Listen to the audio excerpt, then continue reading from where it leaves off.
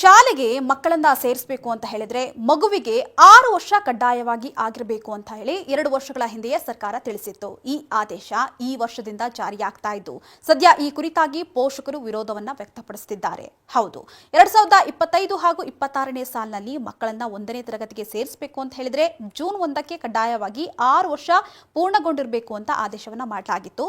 ಈ ವರ್ಷ ಈ ನಿಯಮ ಅಧಿಕೃತವಾಗಿ ಜಾರಿಯಾಗ್ತಾ ಇದೆ. ಸದ್ಯ ಈ ನಿಯಮದಿಂದಾಗಿ ಸಾಕಷ್ಟು ಸಮಸ್ಯೆ ಆಗ್ತಾ ಇದೆಯಂತೆ. ಹೌದು, ಮಕ್ಕಳಿಗೆ 6 ವರ್ಷ ಪೂರ್ಣಗೊಳ್ಳಲು ಕೆಲವೇ ದಿನಗಳಿರತಕ್ಕಂಥ ಅಥವಾ ವಾರ ಕಡಿಮೆ ಇರತಕ್ಕಂಥ ಸಾಕಷ್ಟು ಮಕ್ಕಳು ಶಾಲಾ ದಾಖಲಾತಿಯಿಂದ ವಂಚಿತರಾಗ್ತಾ ಇದ್ದಾರಂತೆ. ಹೀಗಾಗಿ ಕೆಲ ತಿಂಗಳು ವಿನಾಯಿತಿಯನ್ನ ನೀಡಬೇಕು. ಅಲ್ಲದೆ ಈ ನಿಯಮ ಅವೈಜ್ಞಾನಿಕವಾಗಿದ್ದು ಇದರಿಂದ ಲಕ್ಷಾಂತರ ಮಕ್ಕಳು 1ನೇ ತರಗತಿಯ ಬದಲು ಪೂರ್ವ ಪ್ರಾಥಮಿಕ ತರಗತಿಯಲ್ಲಿಯೇ ಮತ್ತೊಂದು ವರ್ಷ ಕಳೆಯಬೇಕಾಗತ್ತೆ. ಅಲ್ಲದೆ ಪೂರ್ವ ಪ್ರಥಮ ತರಗತಿ ಸೇರಿದ ನೇರವಾಗಿ 1ನೇ ತರಗತಿಗೆ ದಾಖಲಾಗುವಂತಹ ಮಕ್ಕಳು ಶಾಲಾ ದಾಖಲಾತಿಯಿಂದಲೇ ವಂಚಿತರಾಗ್ತಾರೆ. ಹೀಗಾಗಿ ಹಿಂದೆ ಇದ್ದಂತಹ ನಿಯಮದ ಪ್ರಕಾರವೇ ಕೆಲವು ತಿಂಗಳ ಕಾಲ ವಿನಾಯಿತಿಯನ್ನ ನೀಡಬೇಕು ಅಂತ ಪೋಷಕರು ಮನವಿಯನ್ನ ಮಾಡ್ತಿದ್ದಾರೆ.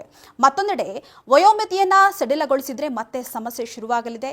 ಈಗಾಗಲೇ 2025 ಹಾಗೂ 26ಕ್ಕೆ 1ನೇ ತರಗತಿಗೆ ಬರ್ತಕ್ಕಂತಹ ಮಕ್ಕಳಿಗೆ 6 ವರ್ಷ ಪೂರ್ಣಗೊಳ್ಳುವ ಲೆಕ್ಕಾಚಾರದಲ್ಲಿಯೇ LKG ಹಾಗೂ UKGಯನ್ನ 2 ವರ್ಷಗಳಿಂದ 4 ಮತ್ತು 5 ವರ್ಷ ಪೂರ್ಣಗೊಂಡಿರ್ತಕ್ಕಂತಹ ಮಕ್ಕಳನ್ನೇ ದಾಖಲಾತಿಯನ್ನ ಮಾಡಿಕೊಳ್ಳಲಾಗ್ತಾ ಇದೆ.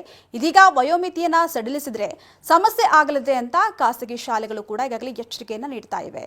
ಸದ್ಯ ಸರ್ಕಾರ ಈ ಕುರಿತಾಗಿ ಯಾವ ನಿರ್ಧಾರಕ್ಕೆ ಬರುತ್ತೆ ಅಂತ ಕಾದು ನೋಡಬೇಕಾಗಿದೆ.